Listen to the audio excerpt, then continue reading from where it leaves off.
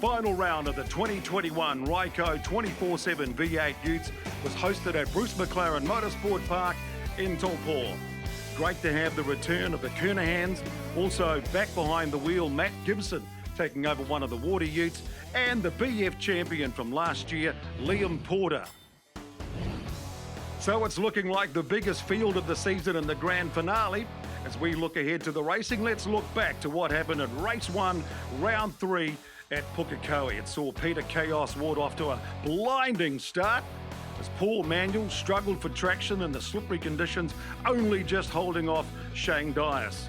But it was Manuel soon on the back of Wardy, and this brave move over the hill in the wet to take the lead.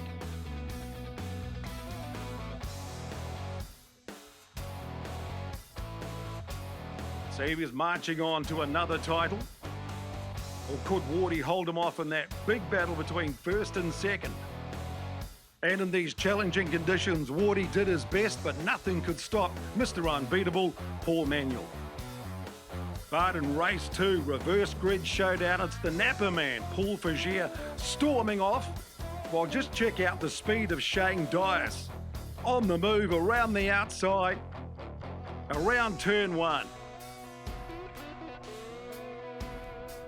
Then he takes the lead after a couple of laps and showed just how good he is with all his experience coming into the class and being one of the big improvers of the year. But as always, Paul Manuel was soon on the back of the car. He was too good, passed him for another race win.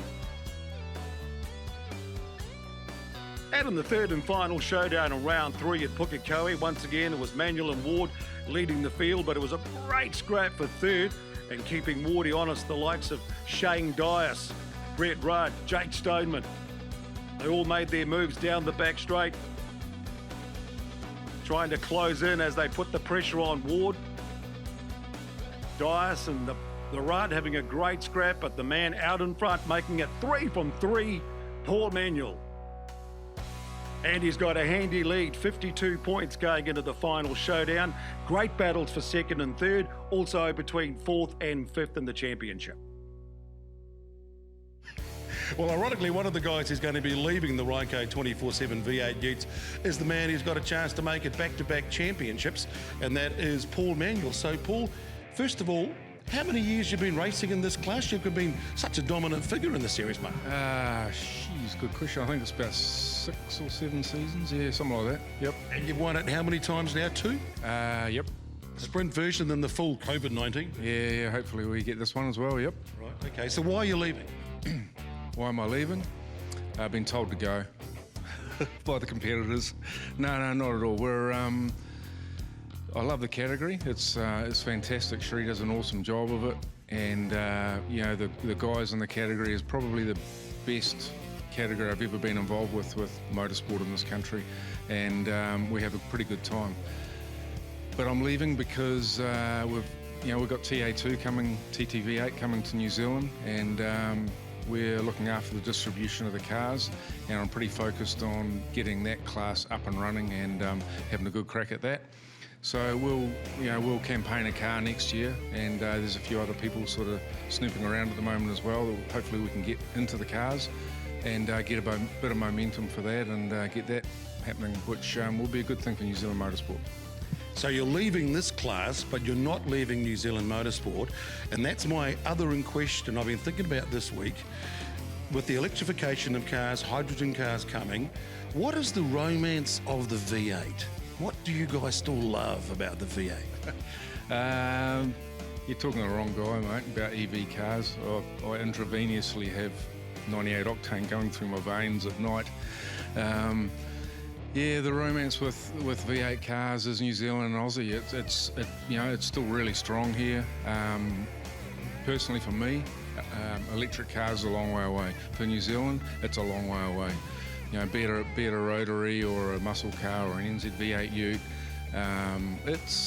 we've still got a long way to go till we're racing electric vehicles here. And in my world, long may that continue. So the romance of the V8, is it the smell, is it the sound, or just the power?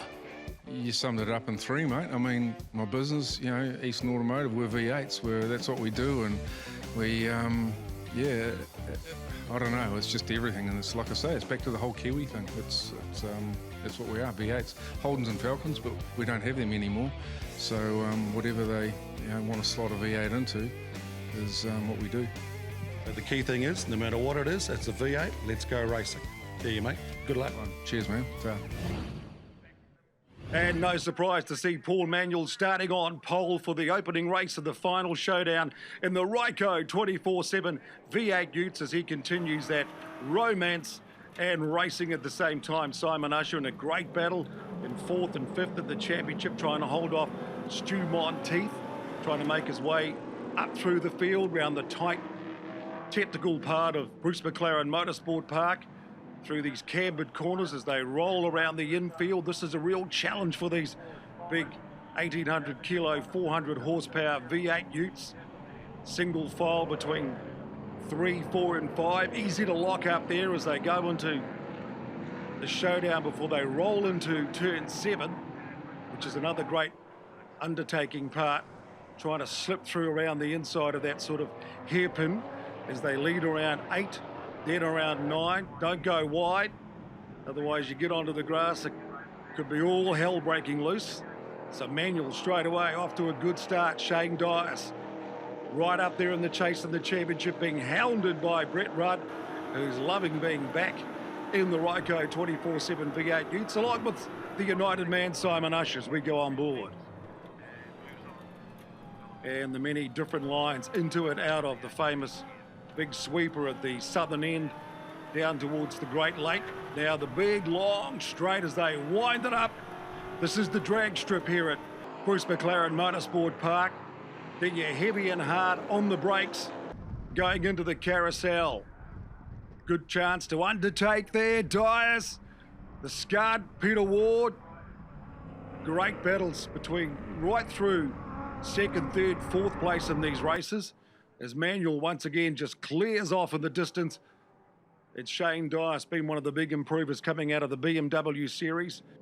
And his game plan this weekend is short, sharp and simple. Just stay in front of Peter Ward, who's currently in 2nd place and leads him by 25 points. So he's right into it straight away to try and stay in front of Wardy and snatch 2nd place in the final round of the championship. So a lot for these drivers to still hang it out around the track here at Bruce McLaren Motorsport Park. The Scud just getting a little bit wide, a little bit loose, easily done. Wardy putting the pressure on as well. Great to see Matt Gibson in one of Wardy's other Utes, the 88, back for the weekend. Oh, just locks it up, touches.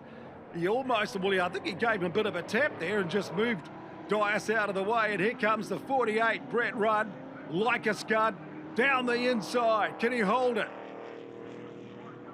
Big, bold and brave move around 9. You don't want to go wide there because the grass can send you across the other side of the track into the Armco. But great driving by these 4 V8U drivers as they squeeze on the brakes around the big corner at the bottom of part of the track. And it's Dias, Ward with Matty Gibson and once again the Scud. Oh, Matt Gibson just touching a bit of the old grass as they head down the drag strip here at Taupo. Of course, Matt Gibson does a great job of running Hampton Downs Motorsport Park, so he's very experienced behind the wheel and also running events and race tracks, and just drops back in behind Wardy, touches the brakes as they do around the carousel. Scud doing a good job getting right up there behind Dias. So at the moment, Shane Dias staying in front of Peter Ward in that battle for 2nd and 3rd in the Ryco 24/7 V8 Utes. But here comes the demolition man, Peter Ward, doing double duty this weekend in the muscle cars, muscling a Tirana around this circuit as well. So he's going to be feeling a little bit demolished by the end of the weekend because that's energy sapping stuff here. Beautiful conditions, autumn weather around Bruce McLaren Motorsport Park by the Great Lake. Great racing. Ryco 24/7 V8 Utes, the grand finale weekend. And it's Paul Manuel way out in front. Simon Usher there, the United car, doing a good job holding off Stu Monteith in the battle, in 4th and 5th in the championship. Good to have the Kernahans back as well this weekend. But Paul Manuel just dominating the racing. Dias, though, dominating that battle for 2nd. And Wardy, he just can't get past Brett Rudd, who's really loving the lease he got off Andrew Porter's old ute from last year and having a fantastic time getting back behind the wheel. Matt Gibson done a lot of racing around this part of the circuit. Wardy gets a bit loose on the inside, but Gibson showing just how good you are. Get back behind the wheel, even though you do a little bit of motor racing here and there and a lot more organising these days. He's still a good petrol head and very fast too. But the man who's been on a march for back-to-back titles, the COVID-19 title last year, and straight into it again, he's the dominator. Paul Manuel maintains that checkered flag. Win again. Dias, great drive for 2nd, and the Rudd, Brett Rudd, the Scud, coming home in 3rd, holding off Peter Ward, Gibson, Usher, Kernahan, Ross, Stave Kernahan, and Greg Cruyff. And good to see the Ryco man Shaggy Lowe back. Although he didn't finish race 1, there's always another chance at race 2. Paul, great race on pole, nailed the win. What was it like?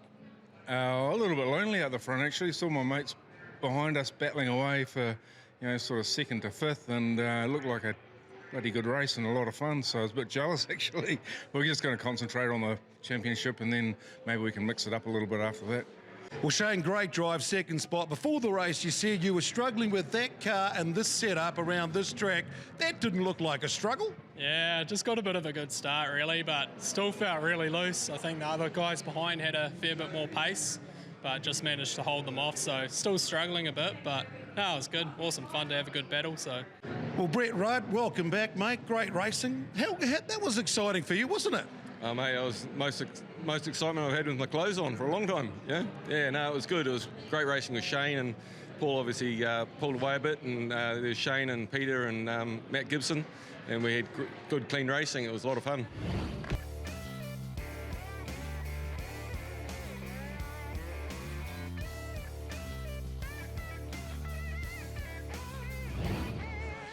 Right, on the rundown it says you've got to go into the pits and talk to one driver. So we're in the pits and we're talking to the Ryco man, Dave Shaggy Lowe, who's had, good mate, he's had a really good experience with Paul Manuel. Yep. So what happened before the racing this weekend? What did you give him tips or did he give you tips? Yeah, so Paul came to me, as he does. We've got a good relationship going. And he was basically struggling through corners 1 through to 10. So I said, Paul, you need a bit of a hand? He said, yeah, that'd be good, Shaggy. So I jumped in the ute in the passenger seat with him, put on the helmet so we got communication with each other, and just gave him a few tips on a few corners, a few finer points. And as you can see, where did he come today? It's working. It's working really well, yeah. So have you actually read those tips to yourself? No, I'm having trouble finishing a race at the moment. So between those tips and finishing a race, I should be somewhere mid-pack by 2038-ish, something like that. What about Toyota? You work for Toyota now, Clint? Still, mate, and we're still doing V8s, we're still doing EVs and RAV4s, but you said a bit about jet sprints, right? And we've done a bit of jet sprinting, so that was happening. Yep. So were you doing that or was Paul doing that? Because Paul was offline a couple of corners, so I just give him the old like that on jet sprint days. So you were telling him where to go? Yeah, 100%. You got to get your arm sort of out because Paul's got the wraparound seat, so I had to reach forward and just give him this one here. Yeah, he appreciates it, so yeah, it's all part of being in the V8 Utes Series, sharing the knowledge. All right, okay. So when you go racing, I want you to do this. Foot, down, hit, bang. Exactly. All right? Yeah, does Toyota do a ute? Could I get sponsored? Is there any? We can put Ryco all over. It's a good Hilux, mate. Yeah. Old SR5 Cruise. It might be a bit high for the old V8s, these ones here. Might finish the race though. I'll be into that. Brand new Hilux, Shaggy on the side of it. Done, mate. Good deal. Yeah. Done. Excellent. Okay. Cool. We'll leave you. I was obviously after racing. Talk about funny, Trev. It's great to catch up with the boys after racing on Saturday night. So here we are back as we continue the final round of Bruce McLaren Motorsport Park Sunday morning and the second showdown reverse grid. And look at the start by Ross down the inside. Greg Cruyff trying to muscle his way around. Dirty Dave around the outside. The This is looking back from Paul Manuel, who's got the rear of the field behind him. Of course, he's back down towards the rear of the field, but already making his way up through as they muscle their way around the infield here. This is that struggle that Shane Dias was talking about, trying to get the car set up for the tight technical part of Bruce McLaren Motorsport Park. Around these cambered corners through the infield, and then the big speed you need down the big straight. And all the speed from the hairpin, from the big sweeper at the bottom part of the circuit, down the straight through the carousel and around to turn one, which is all about a fast lap and where you can pick off some good passing manoeuvres. There's the Kernahans. Oh, Jeff and Dave. One of them's just got pushed back along the field. Simon Ush as we go on board. Getting a little bit wide around the dangerous part of the track here, turn 9. But now they're single file and behaving themselves. Ross trying to hold off the lead at the moment. How long can he do it in the reverse grid showdown? Kroof, son Brad, joining in the action this weekend in ute number 6. And one of them's gone off and got a bit loose into the dust. It's Wardy. Oh, there's contact as well. So he's had a moment. And suddenly Shane Dias has a big chance in that battle for second and third in the championship. Down through the carousel, Ross trying to hold off the challengers. Phil Ross in the 700 ute, the Holden. And then it's Kroof. Big battle down the inside. Usher, Matt Gibson right up there as well. Already, Paul Manuel has worked his way up through the back markers. Oh, the napper man of Paul Figiers. He's had a nap behind the wheel. He's overcooked the brakes, locked it up, got into the dirt. The runoff here at Taupo certainly did the job. No danger. Just another big learning curve for Paul Figier. He's the waste collector. And there's a bit too much waste on the track with lots of debris after some of the incidents. So the GR safety car is out there, the Yaris. And here's the replay of, one of the Kernahans getting sideways, and it's Wardy out of control at the end of the circuit. And that's where he got into damage, and also they had a bit of circuit to clean up as well. So back to the green flag, back racing again. Race 2, Ryko 24/7 reverse grid showdown. Can Manuel muscle his way up through the field, or will these other guys hold him off and try and get a well-deserved win? Brett Rudd, the Scud. And straight away, Paul Manuel right behind him. Great shots as we go on board. Phil Ross, the 700 ute, holding off Kroof. Oh, they've all gone wide. Easily done with these 1,800 kilo, 400 horsepower utes. 2 by 2 going down towards turn 7, one of the braking zones, but you can easily lock it up as well as we take a look at the replay. On board, that's Matt Gibson in front, Simon Usher, and you can see Stroif. It's Greg Kroof just running wide. And now Gibson showing all that experience, muscling the 88 ute around the track. Now sticks it down the inside, puts the pressure on Ross. Paul Manuel there, just cruising at the moment as we take a look back at Ward. He's actually done really well on that safety car because he's made up 4 or 5 spots right on the tail of Paul Manuel. Of course, Manuel's virtually got the championship sewn up at the moment, so he's quite happy to be mid-pack, although staying cautious about those mid-pack battles that can turn into disaster straight away. 88, look at that, rock and roll into V8.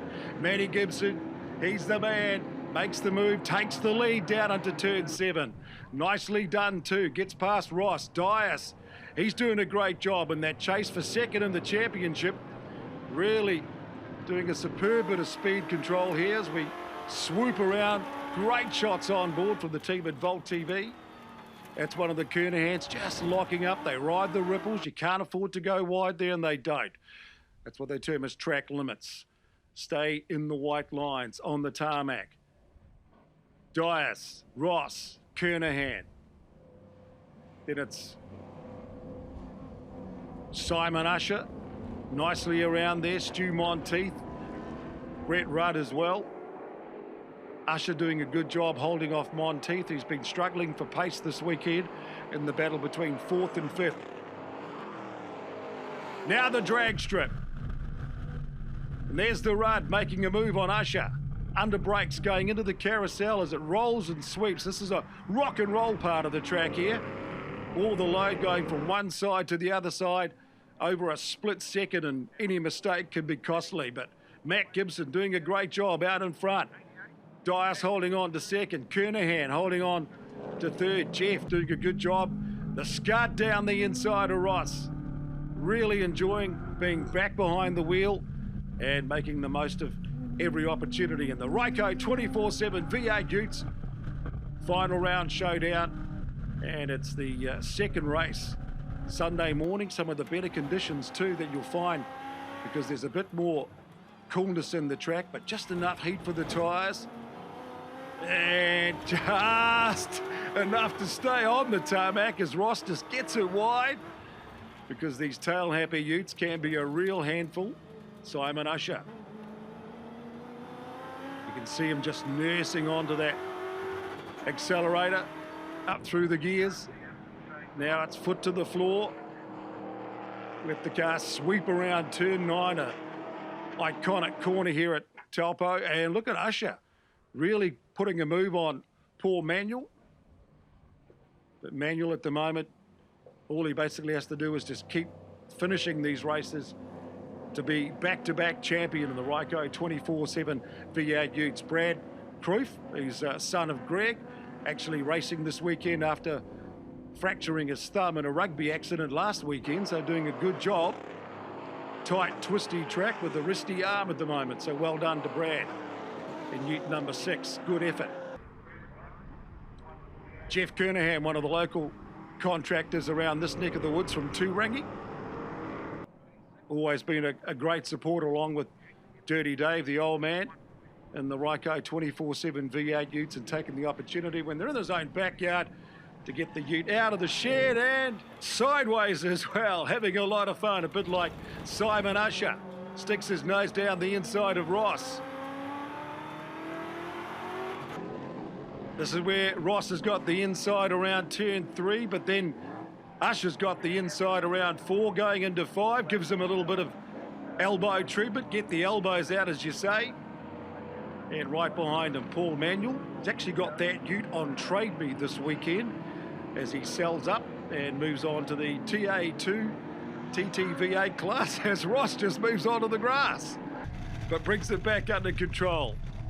Wardy looking back from his car, and Ross, he's really having a lot of fun. He's driving alongside the man they call Chaos and having a bit of car chaos himself at the moment. There they are, 2 by 2. And once again, Wardy with that damaged bonnet. Still maintaining good car speed, although Shane Dias, remember, 25 points behind in that battle for third. It's going to come down to the final race of the series to see who's going to be second and third in the championship. Very exciting, and Dias is doing everything right at the moment. Now they've got the limiters wound up to the max, 400 horsepower of V8 muscle in these Utes. The United Man Usher. These two guys have been hammer and tongs all weekend. Ripples, that's number 21, Jeff Kernahan, in the KCL car. He wants a piece of this action as well. So Brett Rudd, Shane Dias, down towards turn 1 again.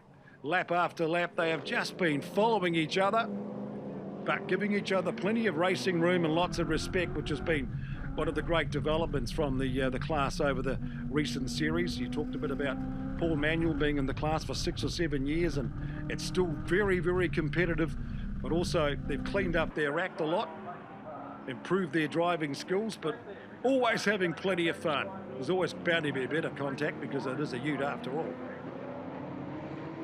And there we go. Ripples running it wide, sliding into the side of number 18, but Matty Gibson, number 88. He's been the dominant man in this class this weekend, but looks like he's got a trouble here. And this is disaster for the 88 Ute of Matt Gibson, who'd cleared off in the lead. Paul Manuel goes past. And it looks like the man from, well, Hampton Downs is going to park the car.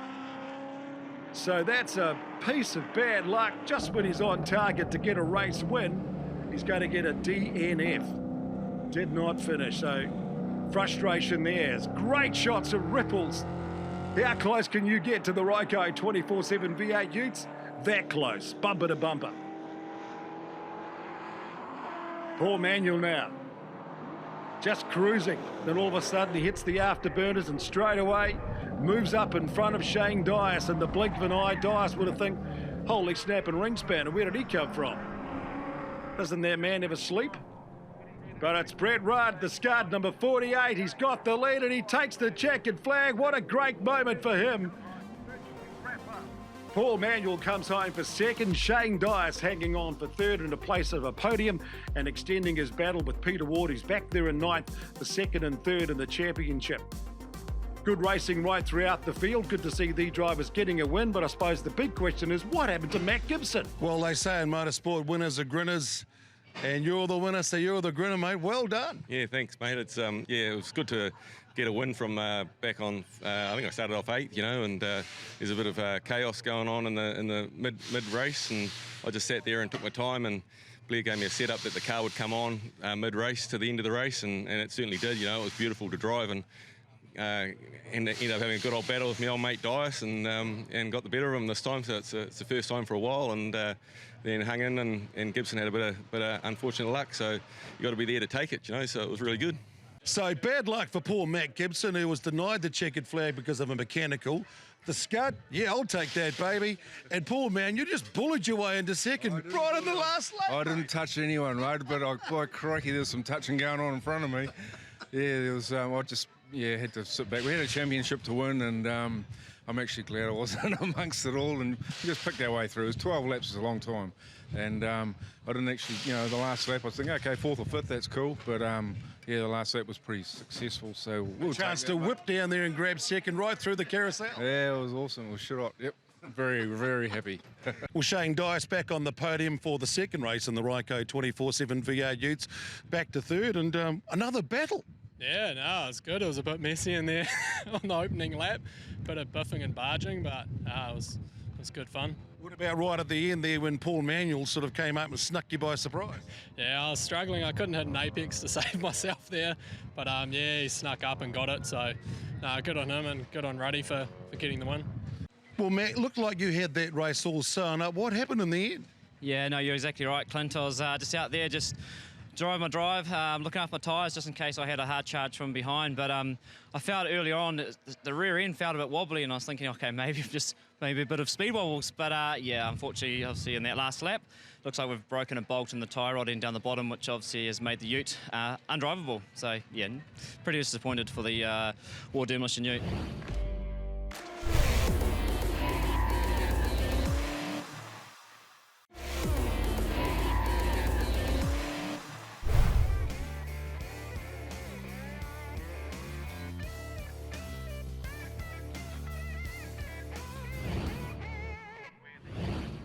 The Ryco 24/7 V8 Utes, and after 7 seasons, 2 championships, what a great way for Paul Manuel to start from pole in his final race.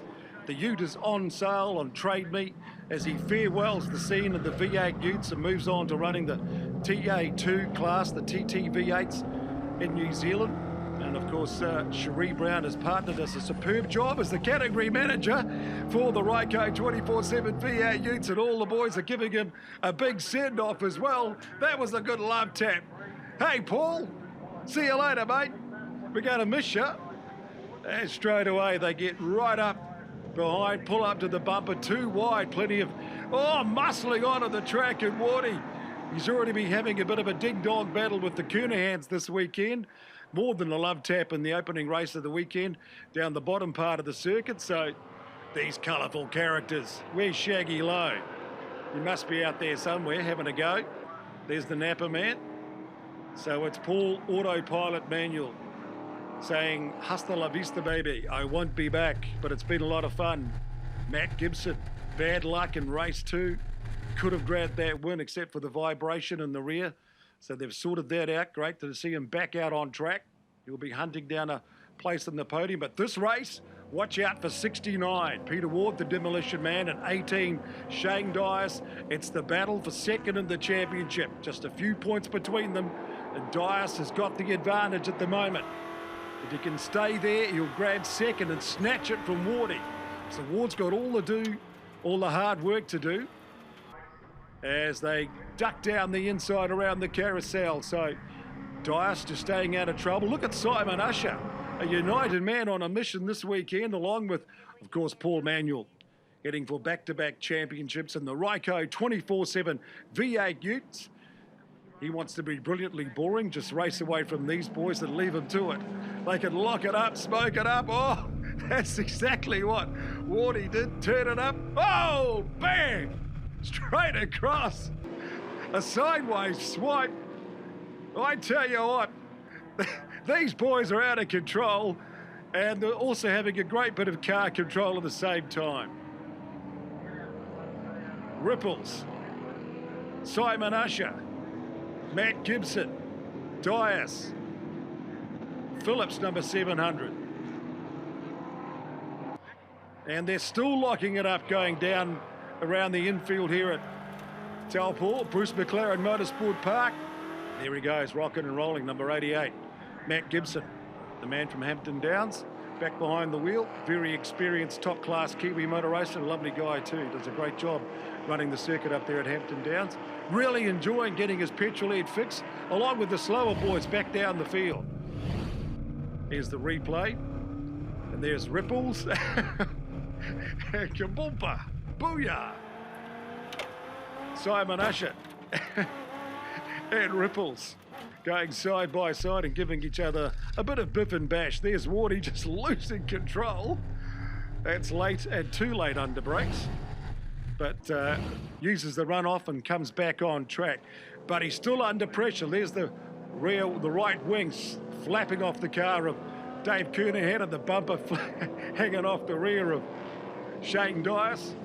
So the last race of the season, it's all hanging out here in the Ryco 24/7 V8 Utes. Superb shot there, as you can see how the corners meander around the infield here, the camber. This one's slightly off camber. Got to go hard and fast onto the brakes around here where it tightens up. Let the car roll, don't go too wide. Then you bring it back around 6 into 7, duck it down around the lovely inside of this very nice tight little hairpin. Let it roll around to the outside of the track, turn 8. Around here, then foot down hard and fast. Let it roll, sweep around the inside, around turn 9, but don't go wide. Brett Rudd picked up a race win in second at the moment, having a fantastic finale to the shortened season, the 4-round championship of the Ryco 24/7 V8 Utes. So Water, he's under pressure. He needs to make a few more passes, otherwise second place is going to slip away from his grasp. And that's going to go to Shane Dias. So what can he do? He's got to get past Ross. He's got to get past Simon Usher. At the moment, it's advantage to the rookie racer. After a couple of seasons, Shane Dias coming into the class, showing exactly what he could do last year as the most improved. Usher, as we go on board and have a good listen to a V8 Ute. Now, off the throttle, onto the brakes. Let it sweep through into the carousel. You got to go left, then right, then left again. See how they rock and roll? Now Wardy. Phil Ross just getting slightly sideways. Lets it run out towards the outside of the track, and Wardy says, thanks, mate. I'm going to grab this spot. And this time he nails the braking. Nice move, neatly done. Both drivers giving each other lots of racing room and lots of respect that they've come to enjoy in the class, along with a bit of the old biff and bash as well.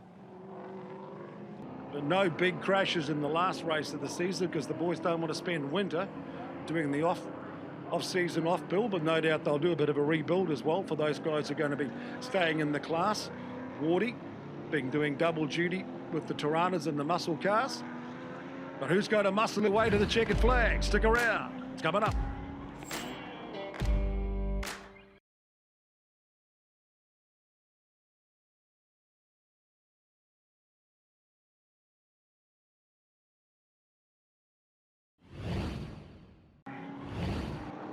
It's a beautiful sunny Sunday as the sun sets on the final round of the Ryco 24/7 V8 Utes from Bruce McLaren Motorsport Park by the Great Lake in Taupo. Paul Manuel, the dominant man. Out in front, Peter Ward under pressure. Second and third in the championship. He needs to get past Usher. Oh, Ross out of the grass, blows up the dust, keeps it back on the tarmac. Good skills. Bad skills followed by good skills. And a big moment with the old ticker. That'll be racing along with him. Talking about races. Born to race a V8. Forget about your hybrids and your EVs. Paul Manuel is a V8 man. Here's the pellet man, 48, Brett Rudd, back in Mr. Porter's old ute and loving it this weekend. Doing a superb job. Paul Manuel, though, 6 or 7 seasons, as you heard him say at the start of the telecast this weekend, really has enjoyed the camaraderie and the car control and the racing in the Ryco 24/7 V8 Utes. But the 2-time champion on target to go back-to-back is going to sign off with another championship. Who's going to get the second spot? Shane Dias with that rear bumper flapping around behind, currently in third. He's still got the advantage, but Peter Ward, he's got to try and make up a few more spots, just points in it. All comes down to the last couple of laps. Jeff Kernahan's made a great return to racing along with Matt Gibson. At least his car's going this time after being denied a race win in the second race, but having a fantastic weekend as well. This is Shane Dias looking back. He can't see Wardy in the rear view mirror at the moment, but he's coming. But he's done a superb job, Shane. Really loving the hard and tough racing, but also fast and fair too. The boys leave their egos behind. They turn their mobile phones off, and these very successful businessmen in their own right love to just put the helmet on. Control that little bit of red mist, which you're always going to get, and get out there and get your petrol head fixed, that need for speed. And what a great circuit it is too. Fantastic track in the central North Island. Now we're looking down the long back straight, the front view, the rear view. The best seat in the house. Off the throttle as Wardy lets it go, Leighton hard down the brakes and gets it done. So he's finally managed to slip past Simon Usher. And to take a look here, this is going into the carousel, and all of a sudden Wardy, and great racing by Simon Usher. He knew he was coming down the inside and gave him enough racing room not to hang himself out. Last lap. Fantastic career in the Ryco 24/7 V8 Utes for Paul Manuel. Great return for racing for Brett Rudd. Shane Dias now. Can he hold on to second? Peter Ward trying to make up a couple of more spots. How many spots can he make up in this final lap? As I said before, Cherie Bound, the partner of Paul Manuel, does a great job as the category manager and all the sponsors, with Ryco coming back on board this season. They'll be dishing out the Rat's Ass Award tonight for the biggest funny moment of the season. And there'll be plenty of those to check out as well. It was funny enough just talking to Dave Shaggy Lowe. Has he finished the race? Who knows? Probably needs that Hilux. But there's Manuel. There's Rudd. These guys are going to finish. He's going to finish. Will he finish in second or third? Where's Wardy? He's trying to make up another spot further back down the track. And he really has, the one thing that's impressed me always about this guy is his racing lines. Of course, Peter Perfect, Peter Brock, absolute legend of Bathurst, the king of the mountain over there. But this guy in the Ryco 24/7 V8 Utes, he's had that same level of speed, fantastic car preparation, and that level of consistency as well, but also his very smooth racing lines. Everlasting impression from Paul Manuel, champion driver and a champion bloke. Down towards the checkered flag. Shane Dias, has he done enough to grab second? Here he is, Paul Manuel, back-to-back champions. He starts as a winner, he goes out as a winner in the Ryco 24/7 V8 Utes. Brett Rudd comes home in second, Shane Dias in third, and Peter Ward got up for sixth just to grab second spot in the championship as we do the Flying Donuts. He won by a country mile, but only 1 point between second and third in the championship. Great racing, great weekend, great champion. Well, Paul, congratulations. A great way to go out as a winner, mate. Yeah, thanks, Barney. It was pretty cool. Awesome send-off. Had a little weak moment there when all the boys lined up. It was pretty cool. Yeah. So what does it mean to you to be a back-to-back Ryco 24/7 V8 champion and leave the sport in good shape? Yeah, well, I mean, it sort of makes way for someone else to have a crack at it, and I think we've done our job in the category. I'll always be around the category, keen to help the guys out whenever they want, and yeah, it's a fantastic, category for anyone to be involved in motorsport. They're the best bunch of guys. It's pretty cool. Yep.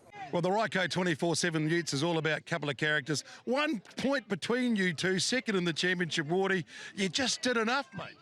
Yeah, I was pretty lucky today. I'd probably not my best driving going in for the weekend, but yeah, just sometimes you're lucky, I suppose. You had a bit of drama. What was it? Oh, I smashed into the Kernahans, had to give them a bit of loving over on the end corner there, and yeah, I've had a bit of a battly weekend actually. Well, second overall, 1 point ahead of, well, Shane ended up, third in the championship overall. How do you feel about that? Yeah, it was a bit closer than I thought it would be coming into the weekend, but yeah, no, it was awesome. Some good battles on track, and yeah, just put me by 1 point. So Oh, well done. At one stage, you're actually tied, but it's great that you sorted it out because now Paul's gone burger. You boys can take over. Yeah, well, I'm not sure whether I'm running next year or I've still got to work that out, so I might go and run the muscle or... I haven't actually worked that out, but we'll be back. And Shane? yeah, same here. Still thinking it over. Would love to come back, especially the racing this weekend's been awesome. So yeah, sort out a few things and yeah, see where we end up. And this is how they ended up in the 2021 Ryco 24/7 V8 Utes. Paul Manuel, the runaway champion, but just 1 point. Can you believe it? They couldn't believe it. Peter Ward and Shane Dye, superb racing. And Simon Usher, a great job rounding out the top four. And good to see all these other drivers gave it a crack this year. And after Paul's shout, we'll be back with the Ryco 24/7 V8 Utes next season, where a new King of the Crown will be named in the V8 Utes. You beauties. And on behalf of the team at Bolt TV, Hedgie, Dan and all the guys, thanks for watching. We'll see you next year. We go in search of that checkered flag. That's a wrap.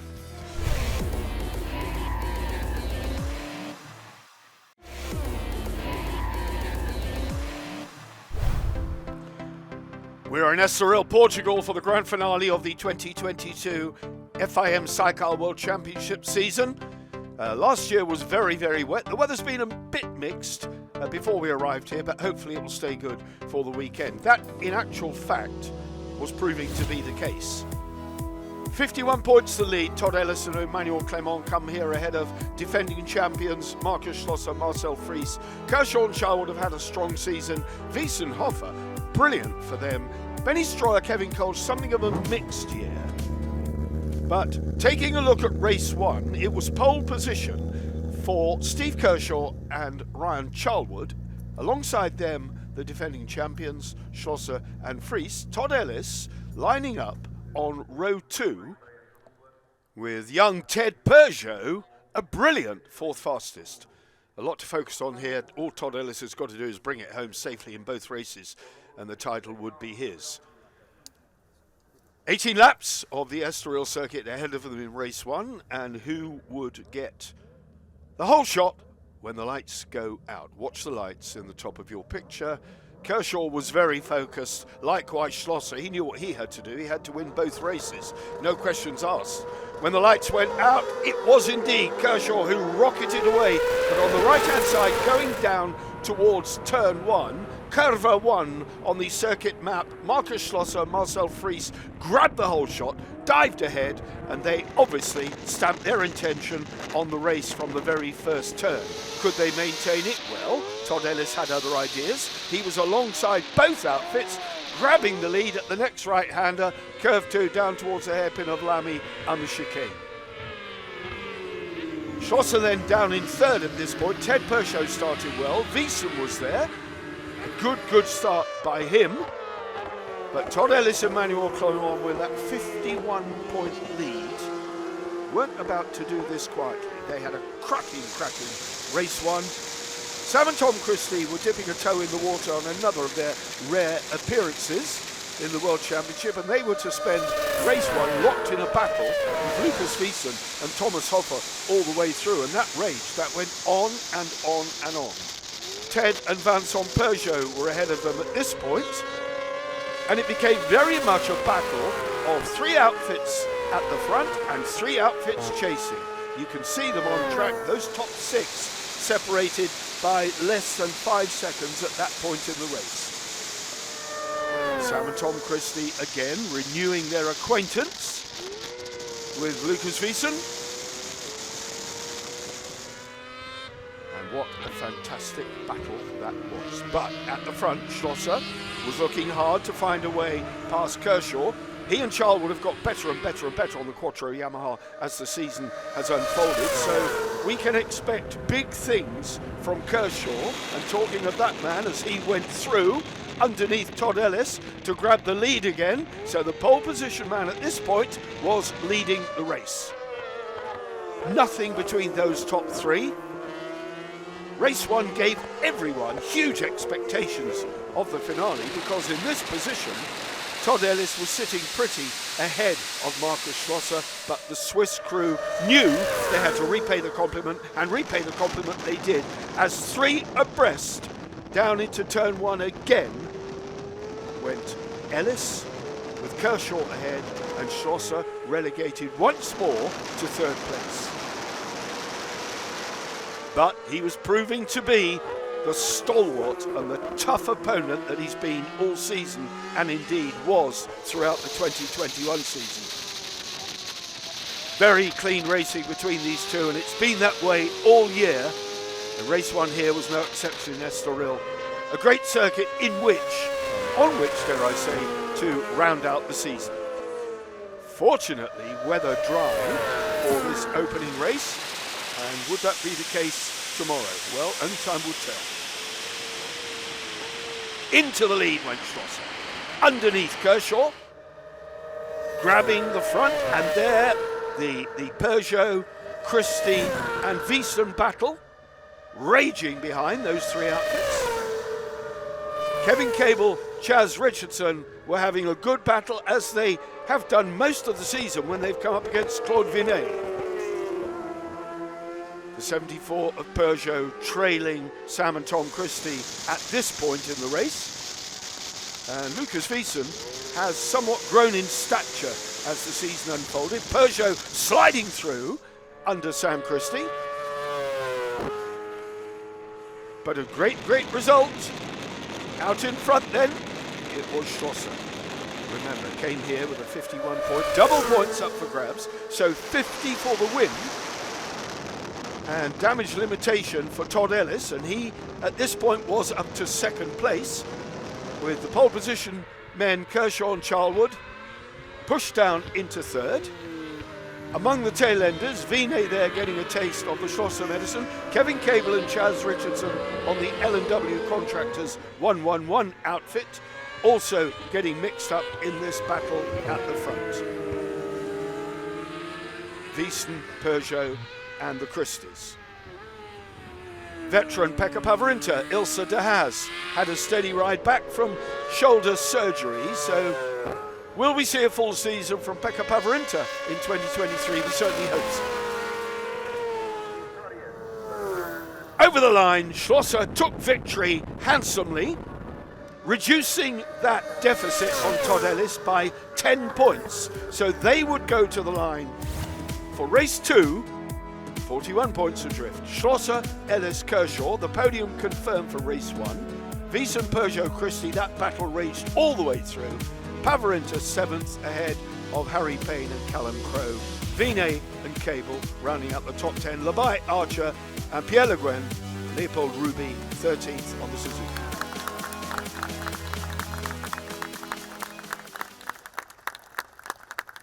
Absolute great feeling. We have the speed also in the qualifying, but a little bit too slowly for the pole position. But I think we can in the race the pace go, yeah. And after the race we see. a little bit in front.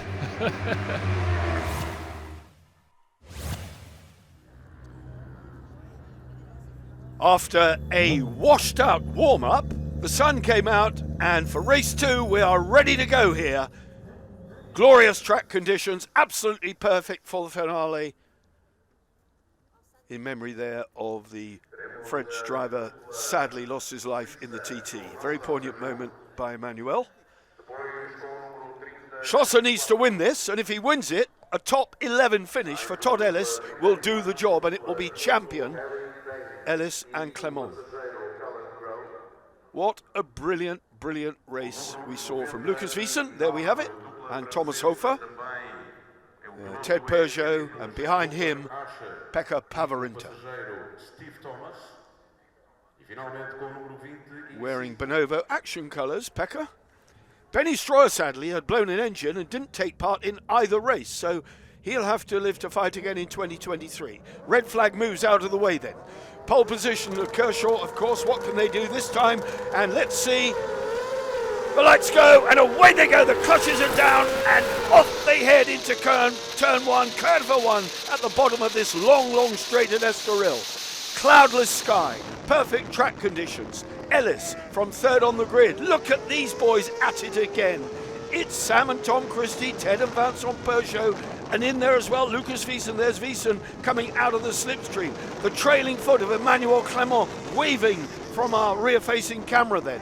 And they are chasing down the leading trio. How close do you want it? Look at this. It's Schlosser. Schlosser then grabs the lead from Kershaw. That's what the Swiss team need to do, and then they have to pray and hope and leave destiny in the lap of the gods as to where Todd Ellis and Emmanuel Clement will finish. Schlosser looking at the inside, the 29 Quattro Yamaha of Kershaw and Charlwood. Then it's Ellis. He's not going to take this as a quiet ride, is he? He's going to go with them and see what he can do, but he's got 3 outfits swarming all over the back. The red-plated number 6, Todd Ellis.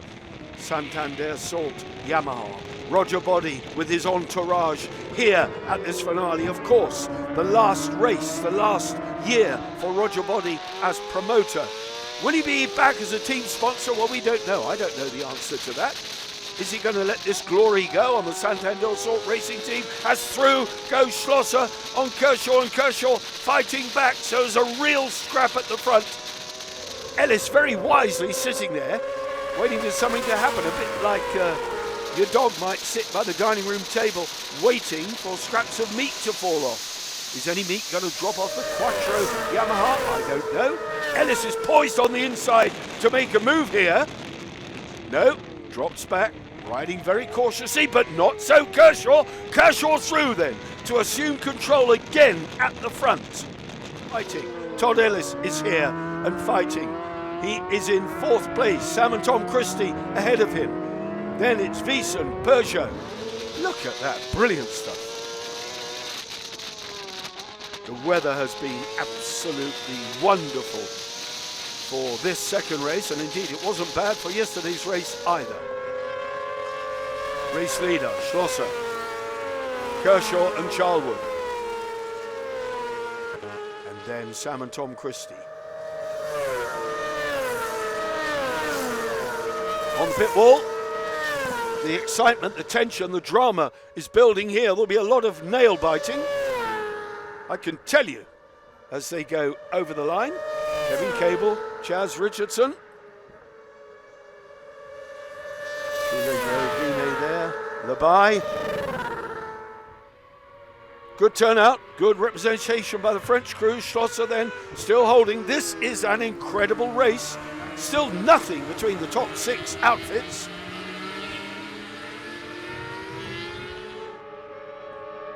Good stuff here.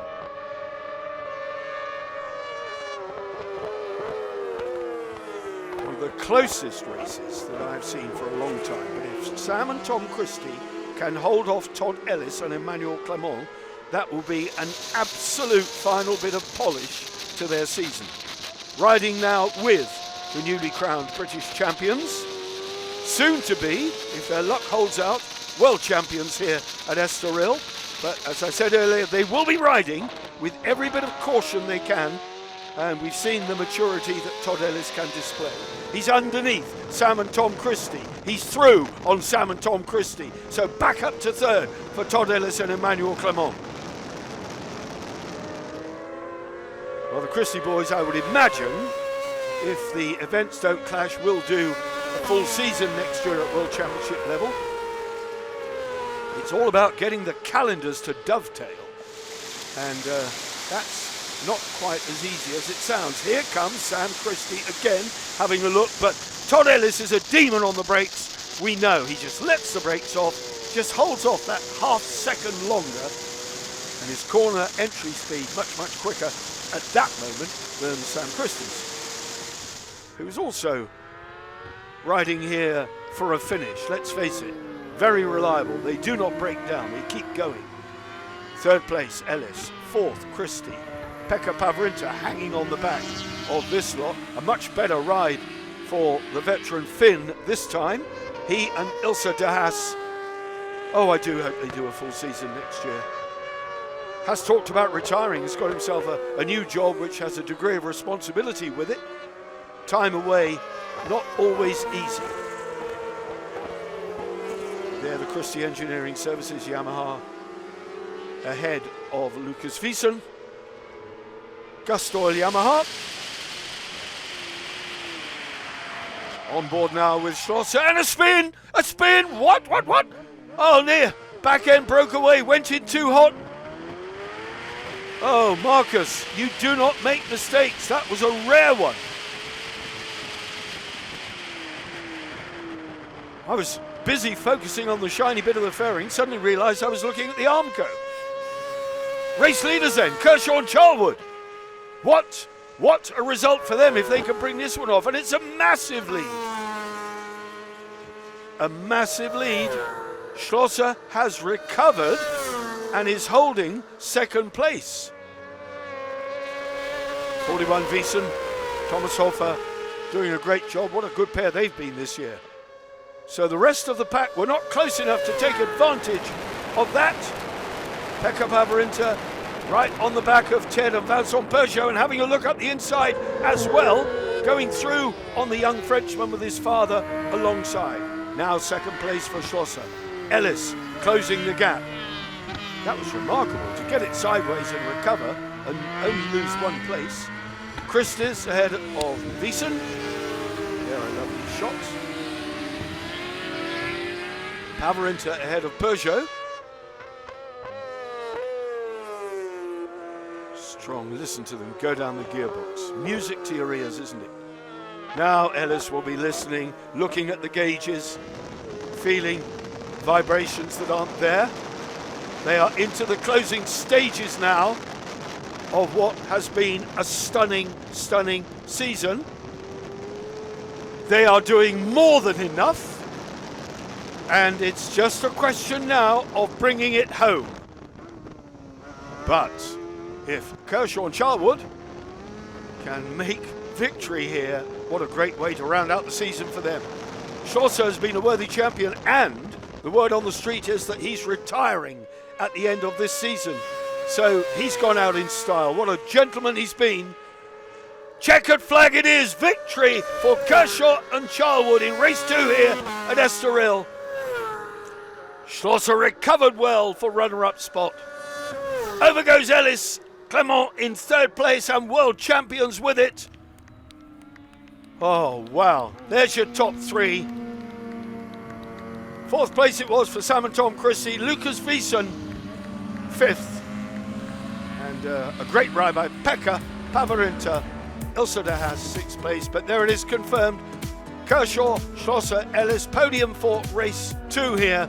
Christie, Wiesen, Pavarinta, Peugeot, Payne, Cable, Archer and Thomas rounding out the top 10. Great result for them, but world champions, and they're Labai, Vinay and Le Guen, 13th on the Suzuki. A grin from ear to ear for Steve Kershaw, and why not? Yeah, it all came together, and to win last race of the year shows how far we've come this year, and to be third in the world as well is it's a bucket list tick for me for sure, and yeah, it was absolutely fantastic. Obviously we come third this year, we want to come first next year, that's the aim. We now think we're in a position that we can win everywhere we go, and we haven't got there till this point, so sort of, obviously Marcus is retiring today, he's had a great career, him and Marcel, and yeah, for us we just want to crack on and enjoy racing.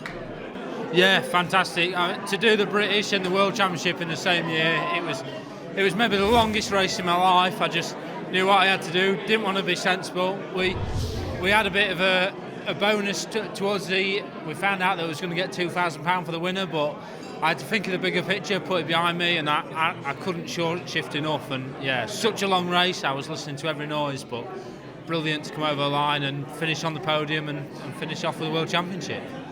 It's just something that you just want since a lot of years, and it's happening now, and I just can't believe it. But yeah, really happy about this, and I think in a few days I will realize it. So really happy. Well, there it is, 33 points. The lead that Schlosser, retiring now, trailed Ellis home by finally. Kershaw, Wiesen, Payne. Good result for Harry Payne. Callum Crowe taking over from Mark Wilkes. George Viegas presenting the gold medals. What an emotional moment for everyone. It's been a great season. From me, Barry Nutley. Hope you enjoyed it this year. With a bit of luck, we'll all be back for more next year. World champions, Ellis and Clement. Sensational, sensational stuff.